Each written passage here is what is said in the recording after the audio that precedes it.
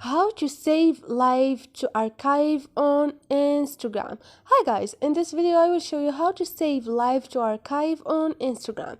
It's so easy and quick, so let's jump in. First thing, go to your Instagram and click on profile. Now this is my profile. Click on those three lines up there and click on setting. Now click on the third choice, which is privacy. Scroll down and click on live. Now you have the second choice, which is save live to archive.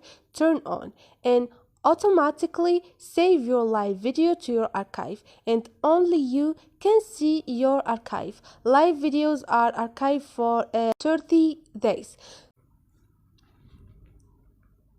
So this is it guys. Hope this video was helpful to you, and if you like the video, don't forget to subscribe and help us with like.